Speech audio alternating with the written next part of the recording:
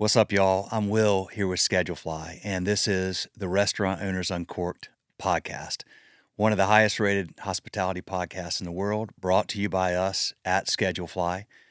We provide a very simple web-based restaurant employee scheduling software backed by legendary customer service. If you're on pencil and paper or Excel, or you're on some software with tons of bells and whistles and features you don't need or use, Schedulefly is the perfect place for you. Easy to use, point, click, and go, and we'll take great care of you. Schedulefly.com, free trial, check it out. Also, this podcast is brought to you by our sponsors, Pop Menu and The Giving Kitchen and Kickfin, and you're going to hear about them in just a minute. First of all, let's talk about today's guest. All right, y'all. This is awesome because we had another opportunity today to speak with somebody that's on the leadership team for the Indigo Road Hospitality Group. Oh, what an amazing organization. Justin Shoener runs their finance operations. Guy has been in hospitality since he was a 16-year-old working at McDonald's. He's 46 years old now. This is what he's done for 30 years. He loves the industry, and he gets it. And everybody I come across at Indigo Road gets it. It is a special organization. Listen, you wonder why this group has grown so much so fast. Culture, people, mentality, philosophy, the way they treat their people. You just listen to this and you go, this is how it's done. This is the right way to do this. And by the way, so this is an awesome episode. And it was so fun doing these in studio. The more we can do these in here, the better. These are great conversations. I think we went over the time. I hope I didn't. I hope he didn't have to rush off too fast because I think I went too long. But I could have talked to him all day. And one more thing I want to say for those of you that are not watching this, that are listening, I have on my Sup Dogs shirt. So shout out to Sup Dogs. I've got my Taco Lou coffee cup that they gave me when I was down there last year. So a couple of awesome customers, as are a lot of the restaurants at the Indigo Road. And we're super stoked to serve them and super, super excited to have this opportunity to share this episode. Thank y'all for listening. Thank y'all for watching. Stay tuned. And one more thing, when you get done with this episode, do us a favor and go on to it, whether it's iTunes or Spotify or Google or wherever you listen to this, or if you're on YouTube watching this, give us a thumbs up or a like or a 5-star. Any comments you make are awesome because all these things get the algorithms to put this content in front of more people that are looking for it. So it's really cool if you take 5 seconds to do that. We'd love you for it. Thank y'all. Give your team the gift of Pop Menu AI Answering, a simple solution for phones ringing off the hook. AI Answering handles calls 24/7, 365 days a year, so your staff can focus on in-person guests. Customize your greetings and responses, answer common questions, promote specials and events, and send follow-up links to ordering and reservations. AI Answering handles it all while escalating more complex conversations back to your team. Never miss another tasty revenue opportunity. Pop Menu, the marketing technology platform designed to make growing your restaurant easy. Discover more AI restaurant tools that turn your to-do list into an already done list by requesting a demo today. For a limited time, get $100 off your first month, plus lock in one unchanging monthly rate at popmenu.com. Go now to get $100 off your first month at popmenu.com. Be sure to tell them that Will from Restaurant Owners Uncorked podcast and Schedulefly sent you. Y'all, this is a great business. I just told you what they like me to say. I will say that we have a lot of mutual customers at Schedulefly with Pop Menu. They all agree. Great product, great customer service, great results. Check them out, popmenu.com. This episode is also brought to you by The Giving Kitchen. Giving Kitchen provides emergency assistance for food service workers through financial support and a network of community resources. Since its inception in 2013, Giving Kitchen has served over 15,000 food service workers and awarded over $10.5 million to food service workers in crisis. If you or someone you know is a food service worker in crisis, please ask for help. thegivingkitchen.org, and again, that's thegivingkitchen.org. Y'all, this is a phenomenal organization. Jen, the founder, has been on this podcast. Jen Heidinger Kendrick, check out that episode to hear their full story. But if you know somebody or you need help, go to thegivingkitchen.org. Incredible, incredible organization and very responsive and has a wonderful mission. Check them out. All right. Well, Justin, thank you for joining today. Yeah. Just do me a favor and introduce yourself. Yeah, Justin Shoener, Director of Restaurant Financial Operations with the Indigo Road Restaurant Group. The Indigo Road Restaurant Group. So we had Chris Amato on and Kimball Brienza a couple months ago. Yeah. And you were a group, Steve was on this podcast years ago. It was in our second book.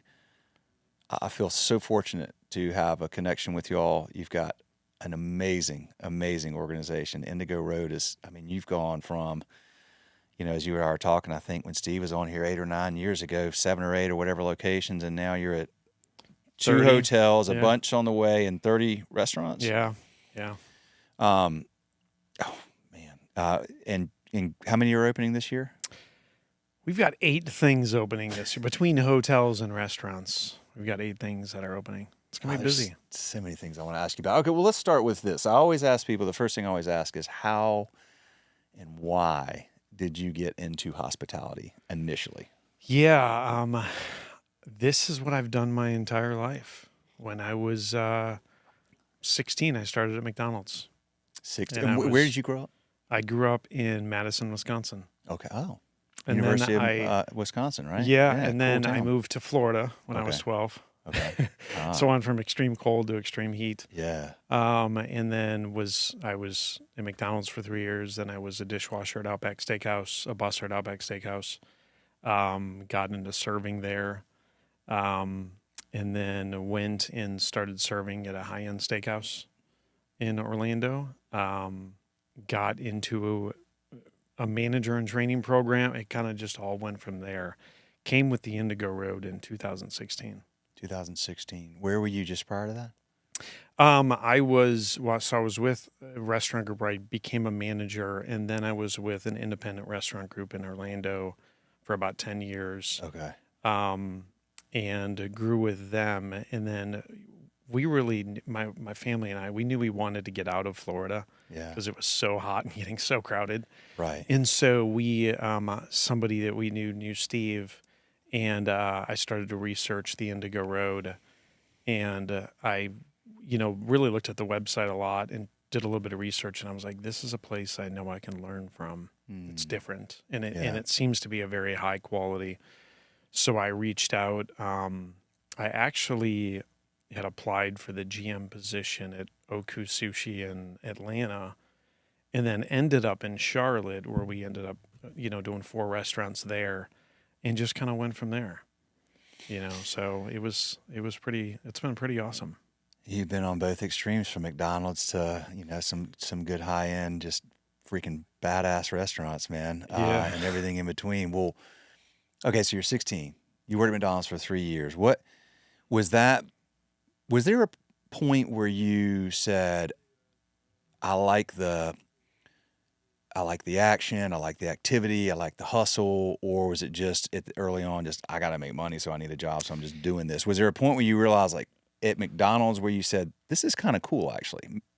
It was up the road from my house. So, and my parents were like, okay, you're 16, you need to get a job. It's what it is. So I did. Yeah. They had asked me to get into management when I was there. And so I was 19, and I realized that's not really the path I want to go. So I went to Outback, because at the time I loved Outback. I thought it was great, and so started there, and then I saw all the things that were happening in the dining room. And I was a busser, and I had worked in the kitchen a little bit. I had done dishes. I was like, I want to get out there. So I went out in the dining room and did server training and became a server. And I really liked being a part of that excitement that was happening in the dining room. And then, from there, really wanted to continue to grow. And there was a restaurant in town that was a high-end steakhouse. So I went there and applied, and was nervous as heck, and so got a serving position there, and it was tuxedos, bow ties, the whole thing. Oh, high-end really? steakhouse. Yeah, and I knew nothing about wine, and so I'm sitting there around all these people that know about wine, and so that's really where I got wine knowledge. It's where I got high-end fine dining type service knowledge, and absorbed as much as I could, and grew in that restaurant, became a server trainer, there. And then they had a manager and training program that was opening up. And so I didn't know how long I would be in that. And I just was like, I'm going to jump in. And I did that for about a year and a half, 2 years. During that, we would cut steaks every day. I would work on the grill. I was in the dining room. It did that type of thing. And then finally, when a management position opened up, I jumped and took that position. And I'm like, yes, I'm going to be on a high-end steakhouse. This is awesome. I'm going to get into a manager position. And again, I just love being a part of that environment and just the energy of it all. Yeah. And then with this other restaurant group I was with for 10 years, one of the guy that had always come in as a regular had approached me and said, I want you to come look at this restaurant. And I did. And he was like, I want your opinion on it. And I gave him my opinion. And he was like, I want you to come run it. And I was like, I've never been a GM or anything. And he said, that's okay. I know you're the guy that I want. I'll teach you what you need to know. So I was given an opportunity, right? I remember going back and talking to my GM at the high-end steakhouse I was at and telling him, hey, I'm going to go do this. We're going to open a restaurant. And I remember exactly where I was standing in that steakhouse and him looking at me and saying, you're too young, you're too inexperienced. 7 out of 10 restaurants fail in the first year and you'll never make it. That was all the motivation I needed. Let me show you. So, Yeah. and then it just kind of went from there, So, and then when I was with them for a very long time, but we knew we wanted to get out of Florida, and so this was an opportunity to come to Charlotte and be a part of the restaurants opening here. I was the GM of Oku Sushi here in Charlotte for many years. And I remember coming with the Indigo Road, and maybe the question was, what do you think about hospitality, or what do you know about hospitality? And I don't remember what I said, but I had no idea what hospitality really was until I got with the Indigo Road. I understand it now. What did you think? What did you think it was, and then what do you know that it is now? I thought it was a lot more technical things, right? Like if you would say hospitality, it was like, make sure the service is perfect, make sure the timing on everything is great, be nice and say hello. But I also worked for a group that was like, we don't ever comp anything or take things off the bill. Why would we? Unless somebody really complains, that's not what we do. And I remember in my first probably month of working with the Indigo Road, I was working at one of our restaurants, Town Hall in Florence, South Carolina, and we had a table where we had messed up a few things, and we took care of the entire bill. Yeah. Because we had made several errors, and it was the first, a month in, and I was like, I don't understand why we would take care of the entire bill, and we missed the mark. And if one of our guests doesn't find the value in something or they don't enjoy something, they should never pay for it. Yeah. I understand that now. Yeah. Right. But at the time, first coming in, I was like, I don't get it. In doing that and seeing their reaction and in learning that if we didn't execute at a high level and we didn't satisfy a guest in all aspects, they shouldn't have to pay for it. And that's something that is strong to this day, And so, at Oku, when I was the GM there and working there, if somebody ate half of a sushi roll and was like, I just didn't care for it, they're not paying for it. Yeah. So it was really about, I learned what it means to be kind, what it means to be just understanding and accommodating and, just warm and welcoming and all the things that go with that. It's pretty awesome.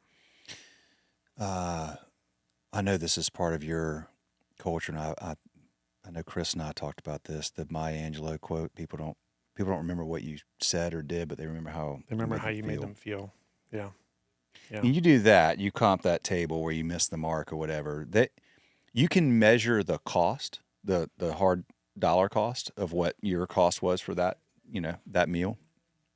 But the upside of that experience that you just created and turned something where they're probably not going to come back, or they might give a negative review, or they might be like, don't go to that place now. You're like, oh my gosh, like that was awesome. We got to give them another shot. Let's go back there. And they made us feel pretty freaking awesome. And I'm probably going to tell some people like, man, we got to I mean, you turn that into this opportunity, and you can't really measure it, but Right. But if you operate with that ethos, well, look, it seems to be working, right? I mean, Indigo Road is growing and thriving, and that's baked so deeply into your culture, and you're teaching people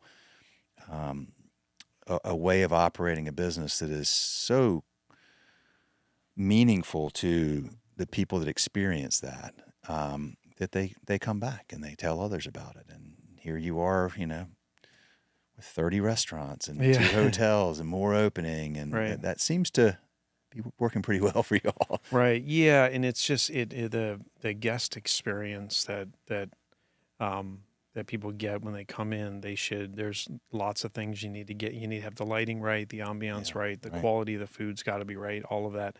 But it just starts with people coming in and saying, "Good evening, welcome. We're glad to have you here." Yeah. And so we know that I like to use this word a lot, internal hospitality. It's probably my favorite thing to talk about is our internal hospitality. We know that if we are hiring the right people and we are taking care of our people and we're treating them the right way inside, all of our employees, if we know that is good and our house is good, all of our guests that come in are going to feel it. So we got to make sure we have the right people, to be able to drive that whole message. Yeah, you focus on the internal hospitality, and the byproduct is great external hospitality. Yeah.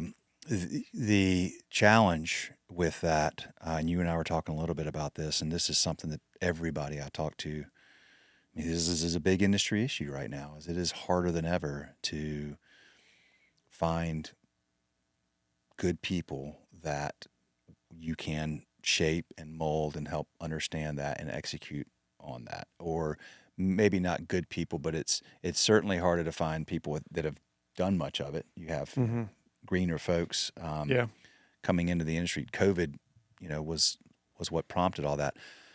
I want to talk more about that. I mean, is that the biggest challenge that y'all face? Probably the labor challenge has been, definitely been probably our biggest challenge coming out of COVID, right? Yeah. So for that first, coming out of 2020 and all the fun that was, a lot of people left the industry. So we, I would say the first year and a half coming out of COVID, it was tough. We were bare bones in a lot of our restaurants, front of the house and back of the house. Just because there wasn't a lot of people were still getting stimulus checks, et cetera. So there just wasn't as many people in the industry, right? And so once those started to dwindle away, we did see some people come back, but it took a really long time. One thing that we do, another thing to speak to, the internal hospitality, right, is when we were coming out of 2020 and restaurants were getting back together. When we got to December of 2020 and we were so short-staffed, we started doing something in January of 2021. I remember we had the conversation with Steve, and he was like, we're going to close the restaurant for the first 4 days of January. We're going to give everyone a break. Everybody's been working so hard. We're short-staffed, whatever. So we started doing these winter breaks, and then we do a summer break. And so like we just did one January 1st, 2nd, 3rd, where we close all of the restaurants to say, y'all get time to just rest and relax. Thank you for a busy December and everything that people are doing. We're going to let you go, like everybody, we're going to close those 3 days. And then we do the same thing in July, right around July 4th. We close for 3 days and we call it our summer break. And that's just to give everyone a little bit of rest and relaxation and say, thank you for what everybody's doing. So that really came about from everybody being so short-staffed and all the things going on, and we've just kept that because it's something that we've found that all of our employees love, and it's a give back, and it's pretty cool. It's freaking awesome. Yeah. Well, that goes a long way when, when there is so much competition for good people, when there's somebody else down the street saying, hey, man, I'll pay you X more or whatever, then, yeah, but look at the culture we have here. Look at the way they treat us here. Look, we have those things, they make a difference. It's a place where you want to be. I mean, that's a rare thing in your world to have those breaks like that, and super, super important because, you're in an industry, Justin, that just, I mean, for forever, the grind has been a part of it. The work hard, play hard, Right. the hustle, and there's burnout, and there's, people left the industry during COVID and went, okay, well, I've never done anything. And now I'm like driving my car around, delivering Uber or whatever that, the gig economy and all this kind of stuff, or they found different things. And it's an amazing environment for the right people, but it's hard work and long hours. And, the industry seems to be starting to adjusting for that a little bit, it seems, from the outside. But it leads to tough situations, mental health issues, substance abuse issues, and all the things that have come along with that. Am I hitting the mark there? Like, is that? For sure. I feel like that it used to be like, hey, show up when you're on the schedule, bust your ass, keep your mouth quiet, and and then hey, and we're gonna grind it out all night, and then we're gonna go have fun, and we're gonna freaking blow it out, and that you just don't see as much of that now. And there was good camaraderie that came with that, and like a family environment. But now you got to figure out how do we find that same family sort of bonding environment and get people fired up about this without just running them into the ground and having some of them ruin their lives because of it. Right. Yeah. I think that making sure that our teams have the support that they need. I remember when I came in as a GM in 2016, there was not a lot of AGM positions in our company. The steakhouses maybe had them, but there wasn't a lot. Like our Oku sushis, there was never an AGM. And a GM is like, in most places, is basically like the owner. Like you should treat it like it's your, like you're responsible for. Absolutely. Yeah. You're running it. You're doing all the things in that restaurant, so, but we didn't have a lot of that, but what we've seen is that we want to make sure that our GMs are not grinding until they're, to no end and working 6 days a week consistently and all of this stuff. So we just over and over have said, we need to get AGMs, or, instead of having a chef and then some lead line cooks, let's have a chef, let's have a sous chef. Yeah. In some cases we have a chef de cuisine and a sous chef in a property, because we don't want, whereas very common back in the day, I'll say, was, a GM or a chef working 70 plus hours a week. That's not what we want. Not sustainable. And when we hear that a chef or a GM is, I've been working 7 days, or I've gone 2 weeks where I've worked 6 days a week, we're going to them and going, this is not, what do you need? What do you need so that that's not the case? Yeah. And we've sent people from other cities to go help other cities to give people relief. We actually just had this in one of our restaurants. We had found that one of our chefs went like 10 days straight. We brought in another chef from another city to come in and be like, get some relief, So it's just, I think it's the support aspect. I think it's listening to our teams and going, what is the best way we can support them? That's internal hospitality. Yeah. Right? Is what is the best way we can support you in what may work for an Oku sushi in Charlotte is not going to be the same thing that works for an Oak Steakhouse in Raleigh. They're all different. Yeah. Right. So it's just having those conversations and saying, what is the best way we can support you?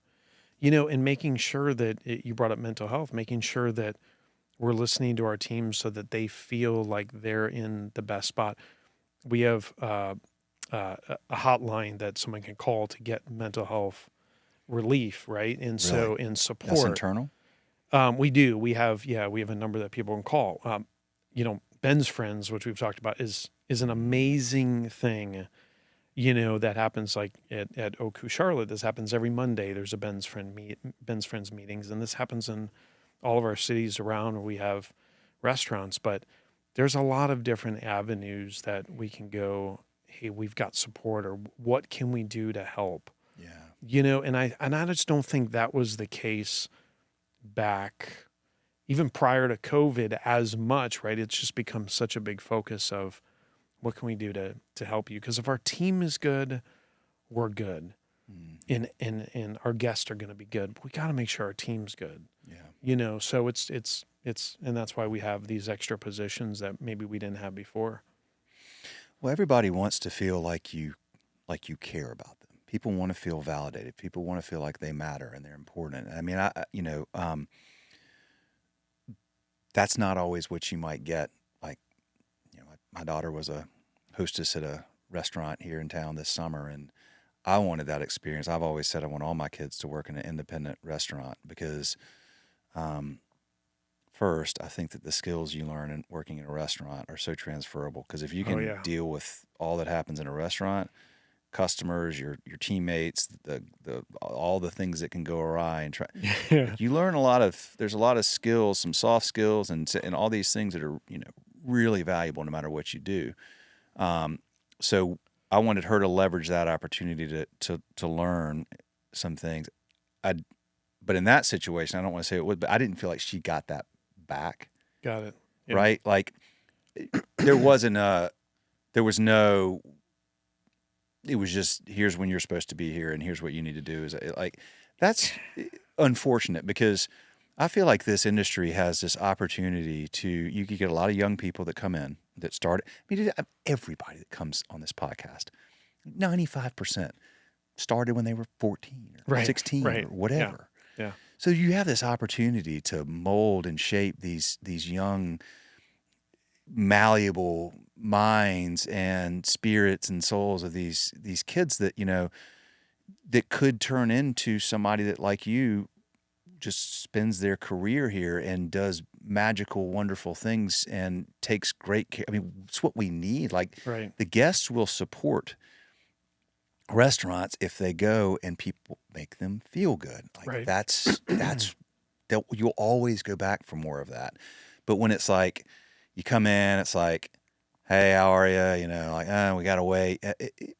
You've already lost me in a way, right? Okay, like the food, of course the food's got to work but like that human connection, and we're going to make no mistake, like 5 years from now or less, I don't know, like McDonald's is going to be like a bunch of screens and probably will, and robots and see a little bit of that. One person in there that's just kind of managing the equipment, but but then, so when you want something quick, okay, cool. Like, that's fine.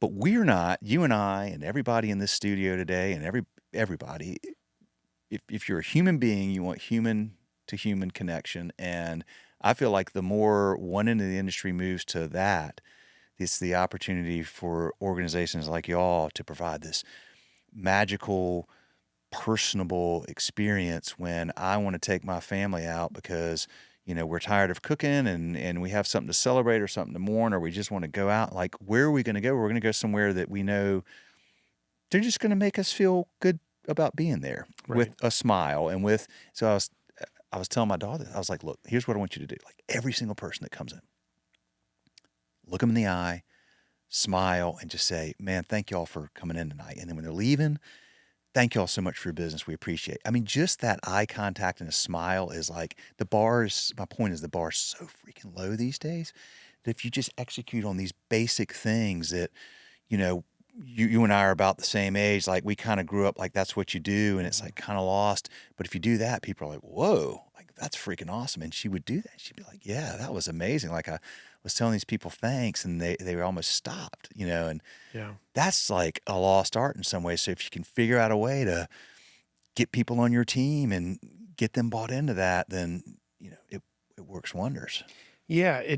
My son is a server at one of our restaurants here in Charlotte, and you were talking about your daughter at the host stand, he's the maturity and experience that he's got in seeing the way he's grown the last couple of years, and is pretty cool. But to your point about someone being warm and genuine at the front door, they're only doing that if they feel like they're being supported and listened to, and by their team around them, and that's management, that's other servers, that's other coworkers, all of that.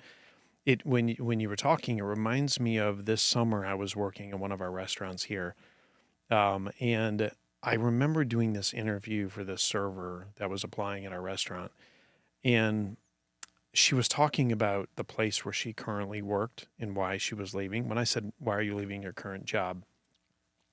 And I remember saying to her, whether you get a job here or not, what you are currently experiencing is not okay. Don't stand for that. You shouldn't be treated like that. And there was a little bit of a surprise on her face of like, oh, and I'm like, regardless whether you serve here or don't serve here, or we choose you or you choose us or whatever, don't stand for that. You deserve better. You deserve to be supported. You deserve to be listened to, and being able to have a voice and go, hey, I've got an idea, or hey, this is a concern for me. Whether somebody has been with us for a week or whether someone is a day one employee, they each have an equal voice. If somebody comes in and goes, hey, I'm concerned about this, or hey, I'm uncomfortable with this, or this doesn't feel good, then we owe it to them to listen and go, well, we hear you. What's the best way that we can support you? Right. So it's just about being kind. Yeah. That's it, and just being personable and just caring. I mean, it's that easy, but it seems that sometimes that gets missed, and it's changing in the industry, which is incredible, but it just takes people to care, Well, when did you move into your current role? A little over 2 years ago. And so, I've been operations my entire career. But ever since I've been in the industry, I've been operations. So I do financial operations. So I work a lot with our chefs, GMs on, cost of goods, and we do P&L reviews and things like that. And really, the way that I look at what I'm doing now is I want to be the support that I can for our management teams on understanding how does food cost work, how does beverage cost work, how does a budget work for a restaurant or a P&L. And I look at it as a support in that aspect for them. The only reason I am where I am today is because someone gave a crap to teach me something. Yeah.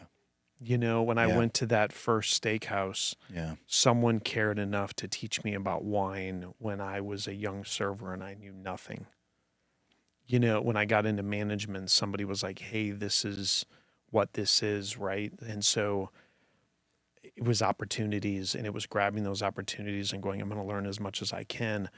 When the one gentleman approached me and said, I want you to come run this restaurant I'm going to open. And I said, I've never been a GM. And he was like, I'll teach you. Us being able to pour into our teams is vital. And so if I can help someone, a lot of times people get nervous about financials or looking at budgets or spreadsheets. If I can make someone feel more comfortable in that and feel like they've got a little more knowledge, which then makes them, feel more empowered, then I want to do that. So I also just love looking at spreadsheets, which I know is a weird thing, but I love that aspect. And really that came from working with a restaurant that was losing money and going, how can we help to make sure we're not losing money? And let me dive into this, and so troubleshooting that aspect. And it kind of just came from there because, we have this one of our senior accountants in our group says, money comes in the front door fast. It leaves out the back door faster. So you have to be very mindful, right? And it's not one or the other. It's a balance. Like we need to have a great running restaurant, and we also need to be very knowledgeable about our financials and making sure that's in line. It's a balance of all of it. Yeah. So the best way that I can support our teams in that, I'm going to do it. And I do, classes and teachings with bar managers and anybody who comes and is like, hey, I want to learn something. I'm always going to say yes to help because that's the only way I got to where I am. Do you, I was going to ask you like what a day looks like. I mean, do you travel around a lot or what I know there's probably not a typical day, but like, what do you spend the majority of your time doing? I really, whatever's needed. Okay. There's times where Good. I've been in Charleston at our office on a Monday, and then Tuesday I was in another city because something came up and they needed some help or support, So I have this flaw where when somebody's like, hey, I need help, I'll go, and sometimes I need to go, okay, who can go? Yeah. And I tend to like run to help, and so I'm getting better at that. Slowly. You got to find a balance, right? Yeah. I mean, it's a good instinct to have because you can, it's better to be able to reel that back than to have to learn to want to do that. I mean, that's a wonderful instinct that you have. Yeah. So it varies, Yeah. Yes, I do travel and I love to travel around. I love going to our different restaurants and cities and it's fun. It's great. How many employees do y'all have across your organization now? I think we're close to 2,000 or just under 2,000. Man, that is amazing. Yeah.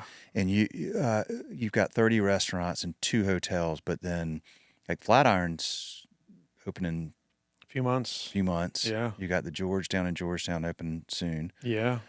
What are the 2 that you have there? Are they both up in like Highlands, the hotels that you have Yeah, now? we got Snowbird Lodge, which is up there, and then Highlands, up in Highlands, North Carolina. We've got the Skyline Lodge. Skyline. Yeah, is that like an old lodge? Old motor lodge. Yeah, it's that really seems to be happening a lot now. We're seeing really like a cool. lot of these like old, like almost like U-shaped or whatever places that were sort of being renovated and have a retro kind of feel, and I'm seeing a lot of that lately. It's cool. I've been up there many times. There's an Oak Steakhouse in that lodge. It's a great getaway. It's quiet. You'll probably see a bear when you're up there. Oh, really? But it's great. I've gone there 2 Septembers in a row for my wife's birthday to go up there. The team up there is great. It's a cool part of North Carolina. Why the move into hotels? It was a passion thing for Steve. He had done that previously and wanted to get into boutique hotels specifically. Mm-hmm. And it's neat. It's been fun. I guess, and then because you can go into market, you already know a market in some places, like Asheville. Well, actually, Asheville, that's new for y'all. That's a new market. It is, yeah. I mean, you have the hotels up and kind of near there, but when you go in with a hotel like the Flatiron, do you come in with then? Is it going to have one of the restaurants in it, or it will? Yeah. It'll have an Italian restaurant in it. Is that in Indigo? It's going to be it's going to be a little bit different. Oh, it won't be in Indigo. New concept, a little bit different. Yep. Okay.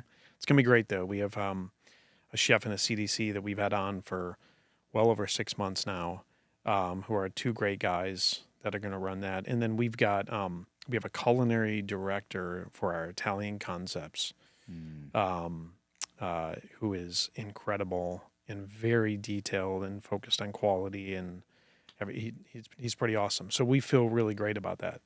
We're excited. So you have Indigo, which is an Italian concept, but this is going to be a different one. Why something different? Just different. That's a great question for Steve, right? He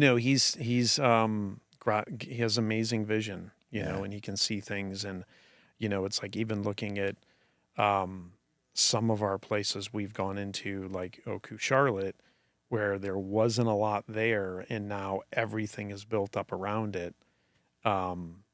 And he's got this eye where he can see things. The Oku that we have in DC was in an area that was kind of up and coming. And so he can see these things before they're coming. And then we go into a place and do a restaurant, hotel, whatever. And it's pretty awesome. Well, you just have to have, the vision and the patience and play the long game, which can be challenging, but that's good that he's got that he's got that style, and that, he is clearly playing the long game. I mean, the and you all are you're in DC, Charlotte, Raleigh, Nashville, Atlanta, and then you're in is it Jacksonville or? we have an Oku Sushi in Jacksonville Beach. Okay. Which is pretty awesome, and the team there is also incredible. Very, very busy. That's our busiest Oku right now. Oh, really? Oh yeah, it's great. It's downstairs. There's a rooftop area. It's so 2 floors, downstairs bar, upstairs bar, right on the beach, overlooking the water. Jacksonville Beach. Jacksonville Beach, yeah, and it's incredible. I'm going to be down there actually next Thursday.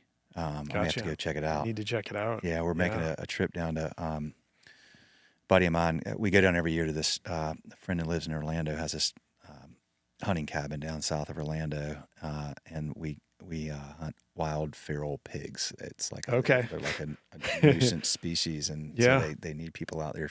I'm not a hunter, but I go down for that trip. Anyway, we stop in Jacksonville Beach every year, and we stay. There's a freaking cool. It's in Atlantic Beach, which I don't know, like, they're basically abut each other. I don't know how to tell one from the other, but there's a retro motel. This couple bought this old motel. They renovated it, like, 15 rooms, like 1 floor, and just a little courtyard, and it's freaking awesome. Like, that's super cool place. We're gonna go check. Okay, we'll go there. Yeah, you should. It's neat. It's a little different too, because a lot of our Okus have got the servers wear black button-down shirts. There, it's white. They're wearing dark pants. There, they've got like a khaki pant. It's just got a really cool, fun vibe. And the food's fantastic. Yeah. Like I said, the team there is doing really great things. How do you decide what markets to go into? Is it more gut and intuition, or is it lots of demographic studies and all that? Like that. Like, how did y'all pick that area? Yeah, I think that people that are coming and having conversations with Steve about different places to go into is happening all the time. He's probably saying no a lot more than he's saying yes. Yeah. Okay. But he's got an eye for seeing that, for seeing where something could be really great, to go into.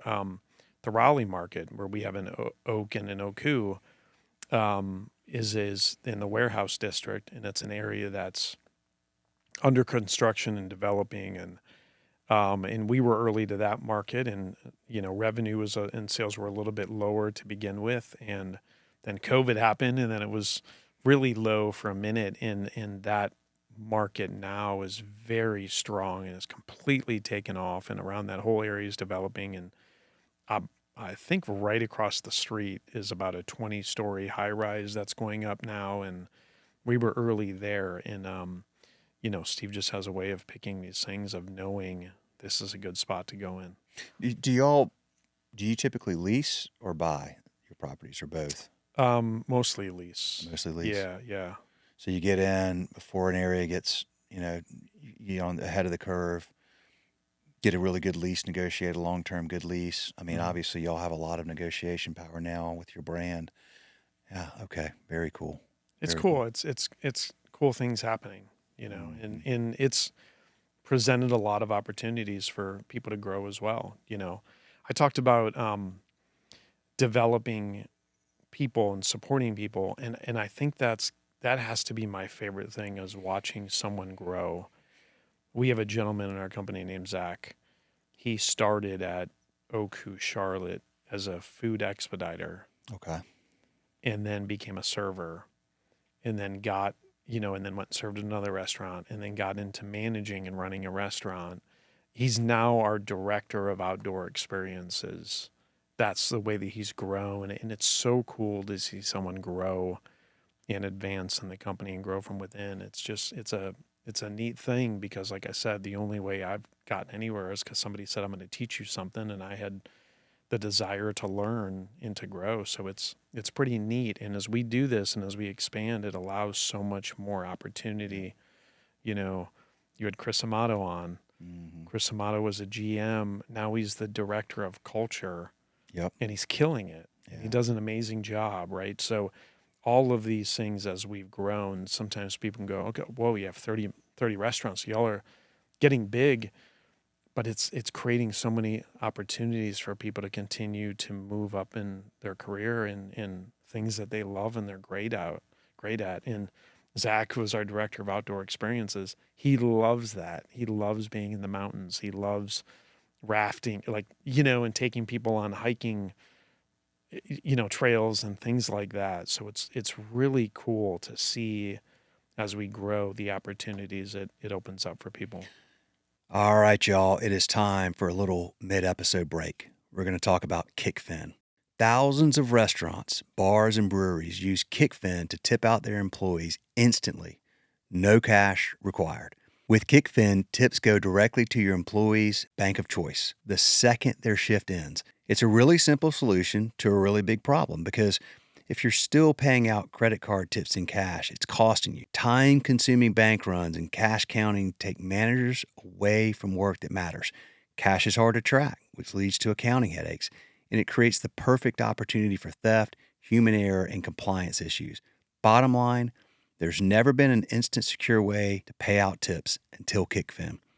It's an easy-to-use software that sends real-time, cashless tip payouts straight to your employees' bank accounts, 24/7, 365. Kickfin gives managers hours back in their day, makes reporting a breeze, and protects your business from risk. Most importantly, employees love it. Restaurants can have Kickfin up and running overnight. Employees can enroll in seconds. No hardware, no contracts, no setup fees. Visit kickfin.com for a personalized demo. See how restaurants across the country are digitizing tips with Kickfin. All right, that's what they asked me to say, so I say it, and it tells the story very well, but I like to add this in. We referred a customer that we know and love very well, Sup Dogs, to Kickfin. Sup Dogs has been a customer for a super long time. Trust them very much with their opinion on these types of tools. They started using Kickfin. I asked Brett, the owner, recently how it's going. He said, Kickfin is perfect. It's going great. Exactly what we were hoping for. So there you go. Kickfin.com, y'all. Check them out. You just mentioned two positions that are just freaking awesome positions. Yeah, they are. Director of culture. That's why I wanted to talk to Chris, because I just think culture is, I mean, this is what we've been talking about. This is what the inward hospitality is. It's culture. It's, what does it mean to be here, and what do we believe in, and, what do we hang our hat on, and what are the things that are non-negotiables if we're, what is our foundation and our belief mechanism, and how do we treat each other? I mean, the great thing about this industry is you can come from any background, whether you've been to college, whether you went to high school. None of these things matter. Doesn't matter, anything other than just, I say this all the time. It's awesome because it's like the most meritocratic industry there is, where heck, you could have been in jail, but if you have changed your life and you're now here and you're going to work and take care of your teammates and take care of your guests and, put as much into this as you're getting out, then bring it on. And you can go from, expo to director of outdoor. I mean, tell me about that. What does that mean? I mean, I have an idea. I'm assuming it's up in the mountains at the hotels. I mean, he's doing all kinds of things, and I mean, it's taking people on hiking trails. It's planning outdoor experiences when people visit, one of the lodges or the hotels, and it's awesome, and you're exactly correct. We have this saying in our core values is everyone has a seat at our table. We don't care about your background. We don't care about your experience. I was interviewing a server that had 3 months serving experience at a breakfast place, but was so kind and just wanted to take care of people. And the way she spoke about wanting to take care of people and how excited she gets. And I said, how's your wine knowledge? And she's like, I don't know anything about wine. I didn't care. We would teach her. Yeah. But when we hired her, and of course, she made an amazing impression on our guests, because people would come in and she'd come up to the table and be like, how are you guys doing? Yeah. Great to see you. Welcome, and so so I hired her, and in the same week interviewed somebody that had 7 years experience, and I think was a level 1 Psalm. And I said, I always ask this question to every single person that comes in for an interview. What are the 3 things that matter the most to you about where you choose to work? Mm-hmm. Because that's important, right? Yeah. We want to know what's important to them. We want to know it aligns with our values, but we want to make sure it's something we can meet for them. And I remember the first thing this guy said was 7 years experience is, I want to know that I'm going to make enough money. So what happens if we have a week where it's slow because it snows or whatever, and didn't have a lot. It was more about him. Yeah. And so I didn't even hesitate. It didn't hire them, didn't even move past it. Right. Cause that's the person that when you come in is going to walk up and go, all right, what are we going to drink?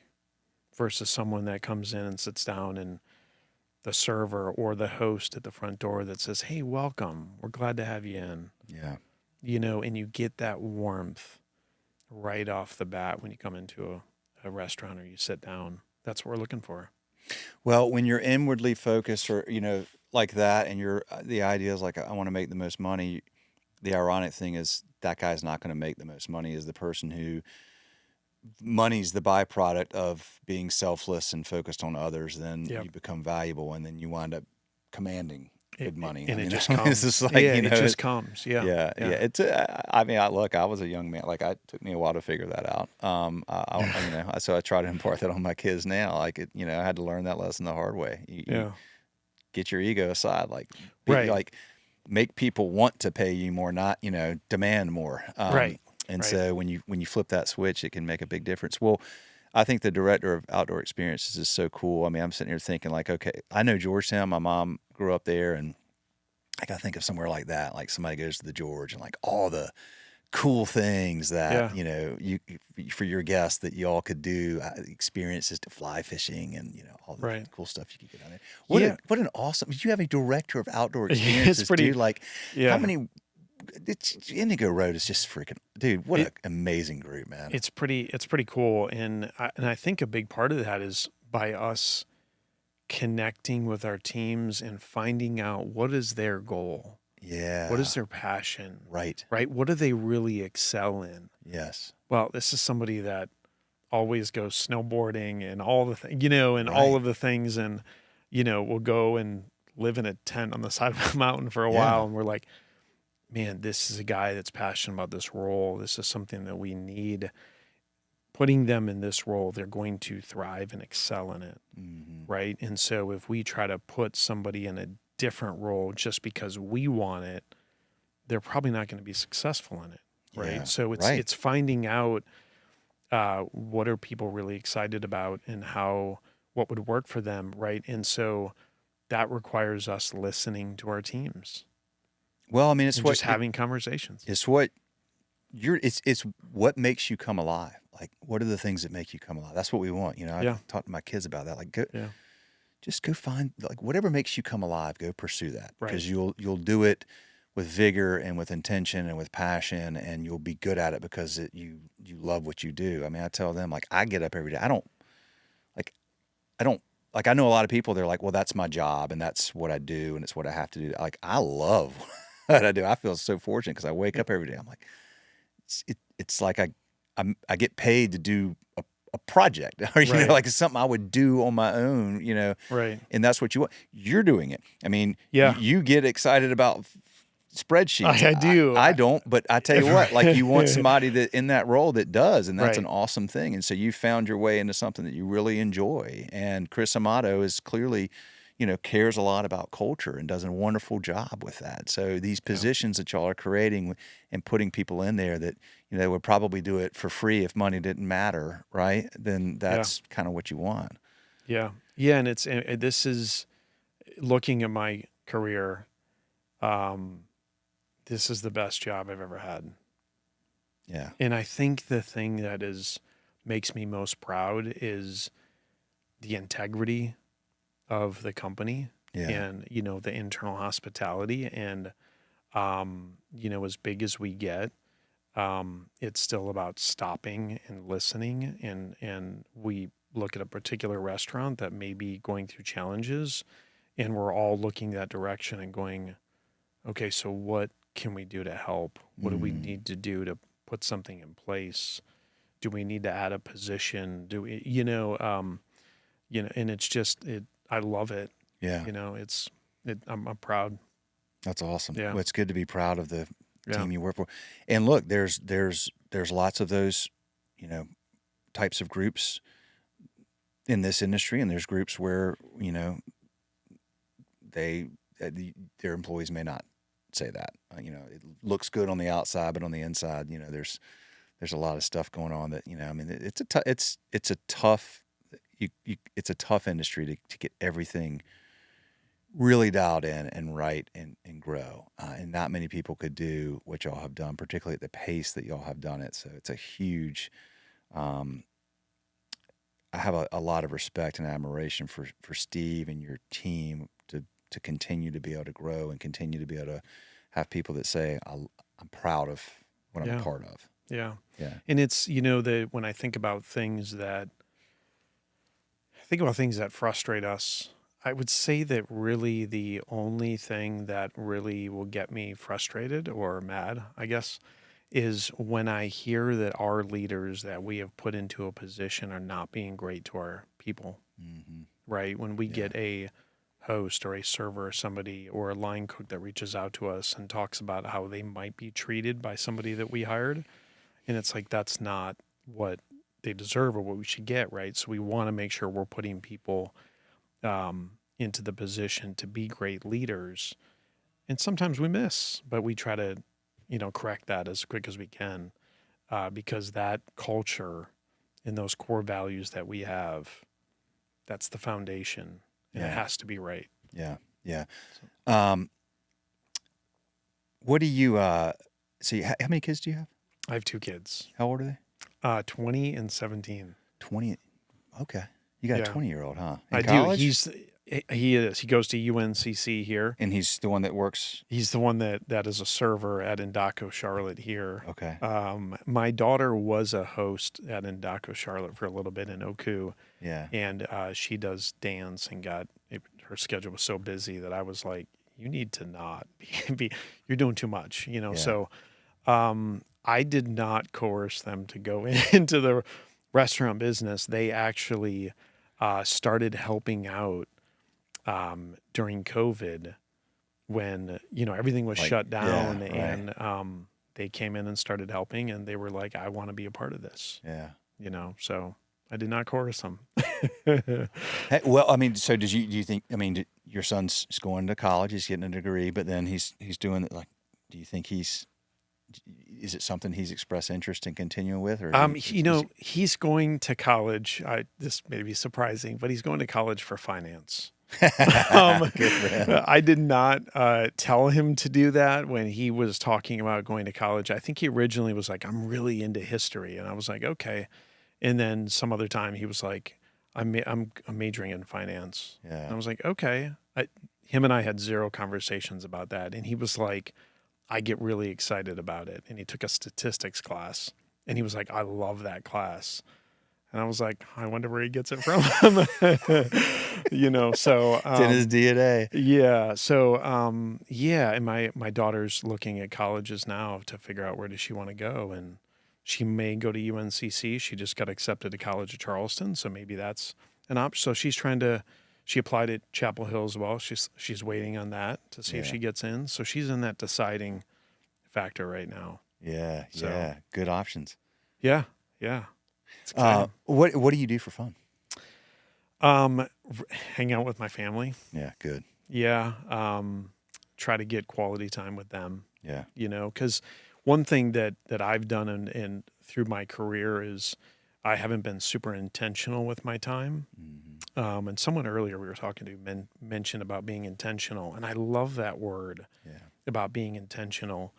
And so I have learned over the years to be very intentional with my personal time. Yeah. And that might mean my wife and I just having coffee somewhere. It might mean my daughter and I having a night out eating somewhere. Yeah. But I love to get that time with my family. That's important. It really is. You have a wonderful and wise perspective, man. It's so important, and it's so easy to get caught up particularly when you have young kids and you're trying to grow and you're in your career, and it's just easy to get locked into just over-committing to that and under-committing to family and thinking, well, I'll have time for that at some, and then, but it, man, they grow like that. Like, It goes quick. it goes real fast. Yeah. And I've made the mistake earlier in my career of like just work, and, trying to drive and get somewhere and, in not being as intentional with that. So it's really been in the last like 3 years I've used that, focused on that word a lot of like, I need to be intentional with my time. Yep. Not letting it go by and not letting an opportunity go by to maximize on that, which has been huge.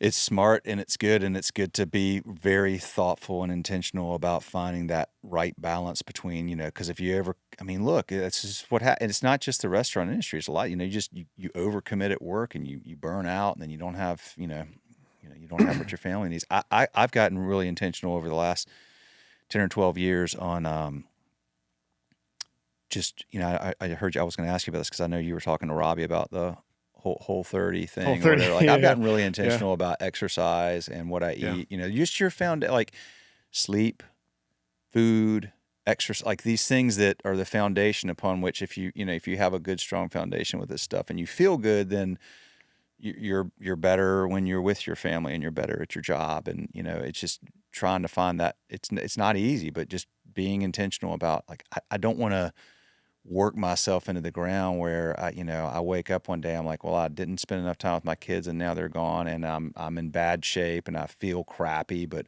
boy, I made a lot of money. Like, okay, well, Yeah. So anyway, I thought of that because you were talking about Whole30, and so clearly you're being intentional about, Yeah, I all that's important, right? Because I need to be as sharp as I can in my role, right? So, Whole30 was something to help me get there because I've done it in the past when it was correlated to an exercise regime I was doing. But yeah, all that plays into it. I think your diet, nutrition is crucial to making sure you're mentally clear and on your game. That to me, when that's a priority for me, I feel more mentally clear. I mentioned that I haven't had alcohol in a year and a half. That helps me be more mentally clear, and so it's different for everybody. And when we are talking to our GM, chefs, etc., we're talking about be intentional with your time.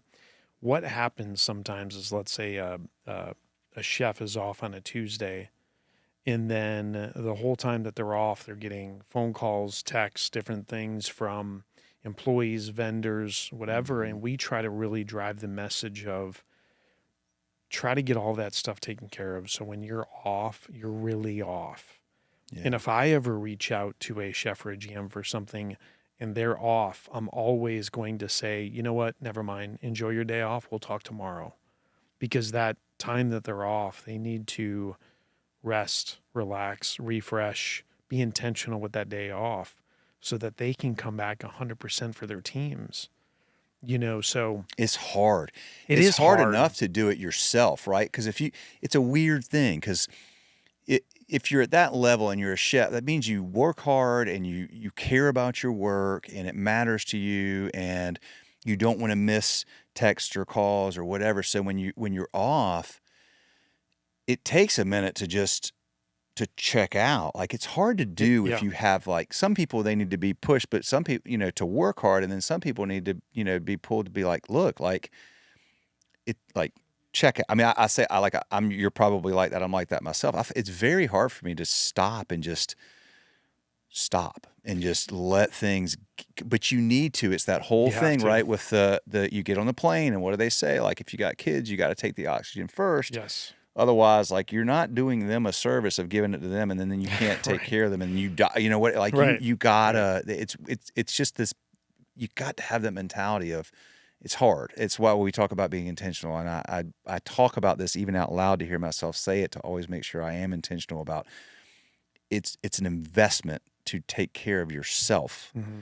It's not selfish. It's selfish if it's all you want to do, but if you're doing it because you know that you need to be on your game and in the right place mentally and have the energy and all the clarity that you need, that's an important thing. And that's tough to, it's good that y'all respect that so much, because that person's already having a hard enough time probably not doing it themselves to then, like they need that though. Yeah, and I think that what helps bring it into perspective a little bit sometimes when we're having a conversation with our management teams is they'll say, well, I need to be available in case somebody needs something or whatever. And then when we're able to bring the perspective of, if you don't unplug to get yourself back to 100%, you're going to be running at 70% for the rest of the week. That's not fair to your teams. There you go. You've got to take care of yourself to be able to take care of your teams, because you getting that day off, 2 days off in a row, whatever it is that you need so that you can feel refreshed, so that you can come back in as 100%, you're going to be a better leader for them. And when you can get people to see things from a different perspective, sometimes it helps them to go, oh, you're right. It's not, I'm just getting a day off. I need to refresh to be a better leader. Yeah. And that's so important. So that's why I talked about, we've added AGM chefs, sous chefs, right, et cetera, because we need to make sure that our teams are at 100%. And if they're not, then we got to go, then what do we need to be there? We can't change the busyness of a week, right? Like 8:00 on a Saturday night is always going to feel like 8:00 on a Saturday night. Yeah. It's going to be busy. That's fun. The thriving of the excitement good. of all, Right. right? Yeah, that's what we want. So the business, it is what it is. It's going to be busy, but if you're structuring yourself right and you're getting that intentional time and you're taking care of yourself on a personal level, you're going to be so much better as a leader, and you're going to feel a little more fulfilled. Yeah. And if you just keep grinding and you're not doing things for yourself, where are you getting your joy and refresh and all of that? So it's very, very important to make sure that personal piece is taken care of. It totally is. I want to ask you about, you haven't had a sip of alcohol in, you said 18 months. Is that right? About a year and a half. Yeah. A little over a year and a half. Yeah. I haven't had any in about a year, and it wasn't it wasn't that I was drinking. I rarely had any. And then I got to the point where I hadn't had any in a really long time. And I was like, man, I feel really good. And then I went to somewhere where I would normally have, I'm like, I'm just going to have water tonight. Let's see how it goes. And I was like, that's fine. Like I don't, Mm-hmm. When I was younger and less self-confident, maybe I needed the social lubricant or whatever. But now I'm like, I'm cool with who I am. And I'm asking you about this because, maybe it's I don't know. I'm curious with the data supports this. I feel like there's more and more people drinking less. It does seem that way. Is alcohol, like, are you still selling as much alcohol in the restaurants, or is less beer, more liquor, or is there any trends that you're seeing? I've started drinking mocktails or whatever they're called, but I find that to be pretty cool, because you get this, like, you get some places where they've got this freaking awesome drink. You're like, that doesn't have it. Yeah. Freaking good. And it works well with my steak or whatever. Yeah. I mean, we've seen liquor trends. We've seen liquor sales increase and wine sales decrease a little bit. Okay. But the thing that I love seeing is that it used to be years ago that you would walk into a place and maybe somebody would have a mocktail or a spirit-free cocktail or something on a menu.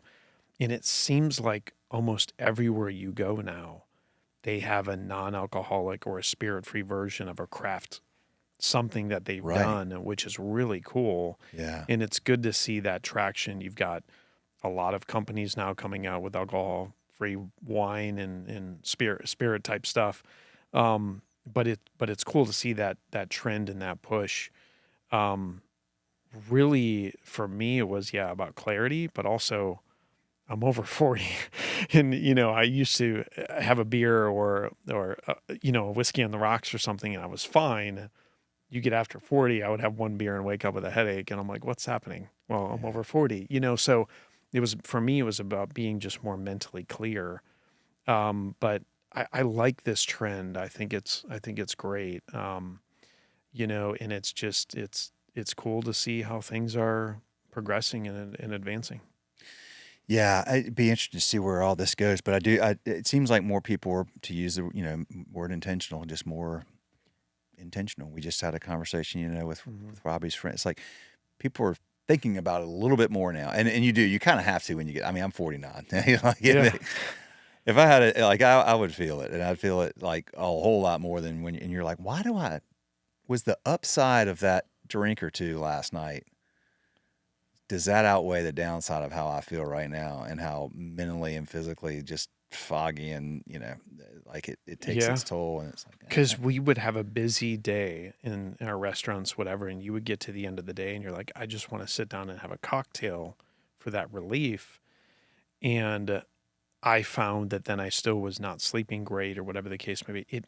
I thought something in the short term, right, with 30 minutes to an hour was relieving some stress, and that's what you're thinking about, or not thinking about something, or to get through the day. But the long-term aspect, I was not as mentally clear. And so what I thought was something to relieve stress or just unwind, I'm more clear and more level-headed than any other time that I had a drink at the end of the night.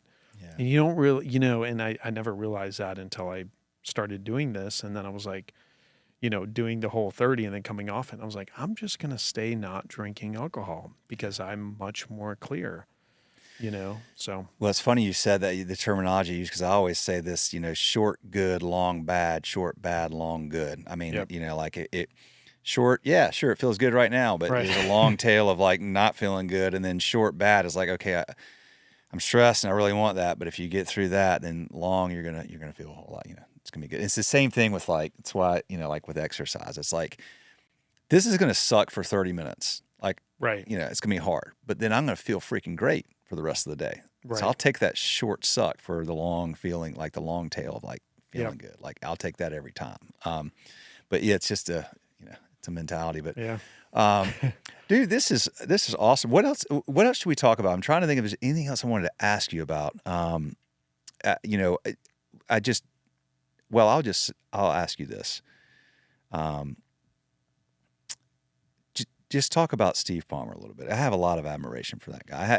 This is a guy who, I mean, I'm not saying anything he hasn't said publicly. He wrote a book about this. The restaurant industry saved his life twice. Yeah. He was which is kind of the point we were making. This is an industry that will, you can go from homeless on the streets of, Atlanta to running a very successful, wonderful business. So his trajectory and his story is amazing. And a story, I read this in a book one time, a story is a character who wants something and has to overcome an obstacle to get it. Like that's what a story is. Right. And he has overcome amazing obstacles to have this wonderful story that is, still being told. But just talk about Steve for a minute and, what you've learned from him. And I'd love to. I know he doesn't want and seek the adoration, but I feel like he's earned it. So I just would love to give you an opportunity to talk about him. Yeah. I mean, he has really, he's my biggest inspiration.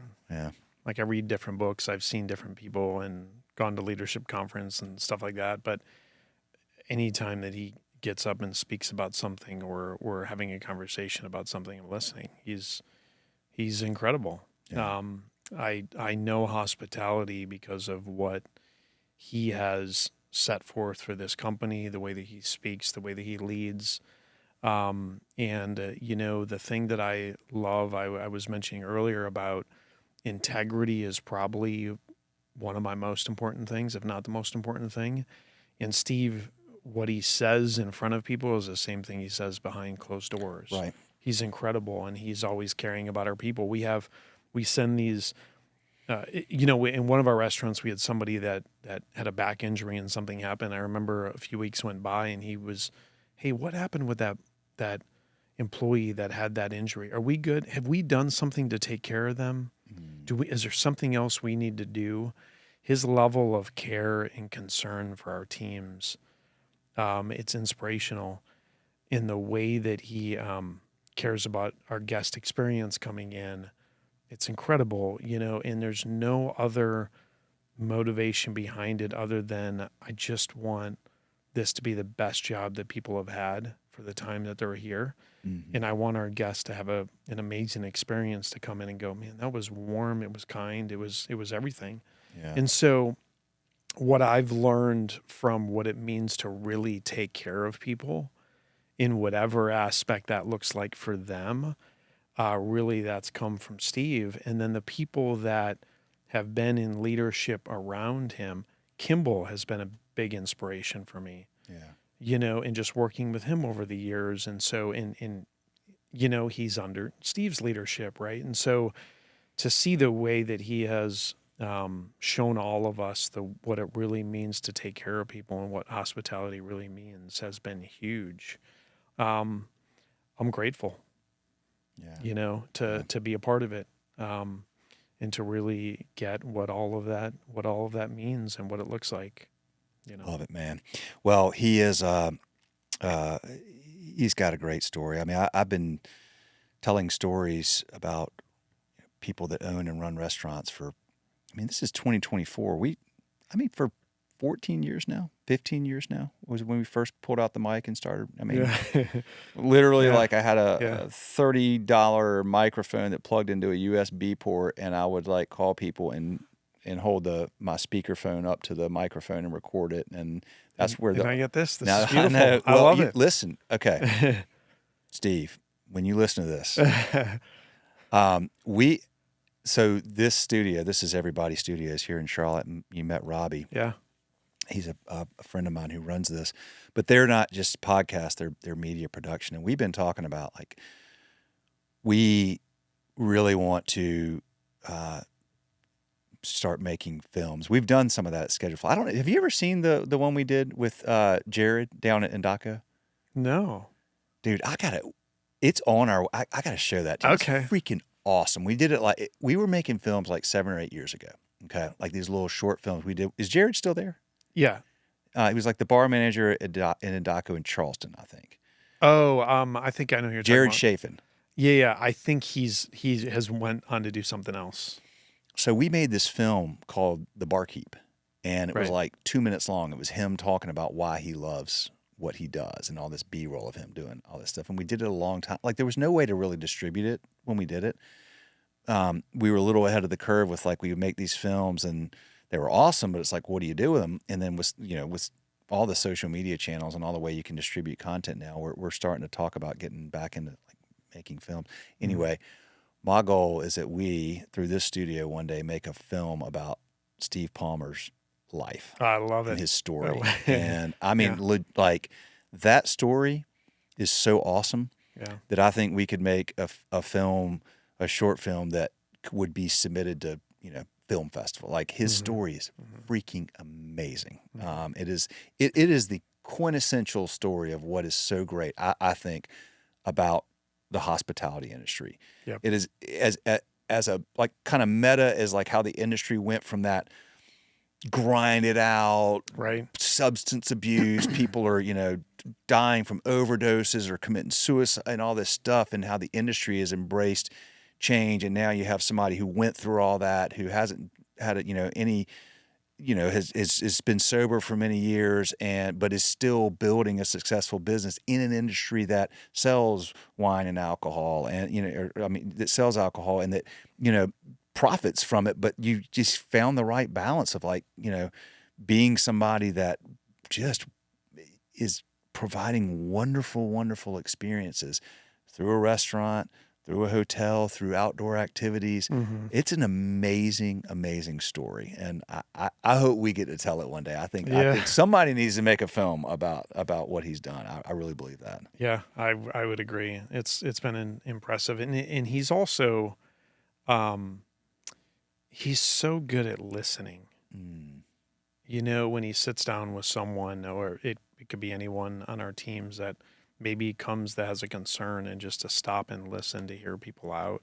Yeah. And sometimes a lot you'll see in different pasts when people have conversations of, there's these people that can't wait to get their version in, their defense in, or their word in, Yeah. And there's so much power in just listening to people and hearing their opinion or frustration or their idea or something. And so he's very good at listening in that sense, which is cool.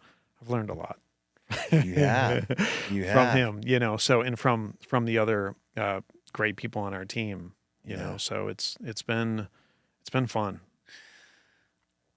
Who else is we should get somebody else in here. I love doing this in studio. It's so much fun to just I mean, it's great on Zoom and all that kind of stuff, but Yeah. I love doing it with, you know, I went to Greenville for both Chris and Kimball, which is awesome.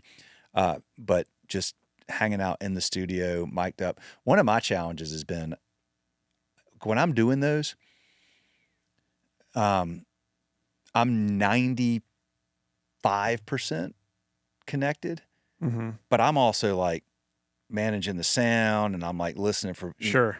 like here, I don't have to worry about anything, which is really helpful. I mean, Yeah. that's it. So I find this to be a really cool, this is why I really wanted to kind of get in here, because doing that yourself and being responsible for everything that like, are we recording? Like I started an interview one time and I realized 15 minutes, I'm like, oh crap, I'm not even recording. Got it. Yeah. So anyway, I love having people from your team on this. I would love to have people here, you know, that, so we need to check it out. We need to get someone y'all else think in. about we who need else. to get Steve back. Well, in too. Steve and I have talked about that. Next time he's in town, I know Yep. he's all over and it's hard, but we'd really, and he knows Robbie. Those guys know each other. So, we'd love to have him in here for sure. You know, whether we can make a film one day, just to have him back on the podcast. It's been a long time and there's so much to talk about. And we do have a lot of respect for him. So, well, dude, I know you're a busy guy. I'm sorry to pull you away from the spreadsheets for a little while, but I love it. I hope this has been a good experience because I've really enjoyed talking to you, and I just think y'all have a great organization, and I think you're wise beyond your years at 46, man. Like that's for sure. And you've learned from the best, right? Yeah. Cool. All right, good. Anything else you want to? No, I appreciate. You know, this has been great. Yeah. You know, so I'm excited for what's coming, and it's cool.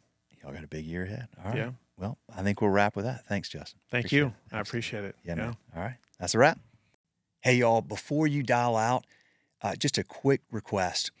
If you are listening to this podcast on iTunes, if you would give us a star rating and a comment, it would be so helpful. If you're on Spotify, if you'd follow us or whatever platform you're on, if there's a rating or a follow, please do that. What that does is it tells these algorithms to put this content in front of more people that are looking for this type of content. So if you enjoy the episode, please do that. Thank you so much for listening to Restaurant Owners Uncorked or watching on YouTube. We appreciate you. We're proud to be able to do this, and we're just going to keep putting out great content, y'all. So stay tuned. Thank you.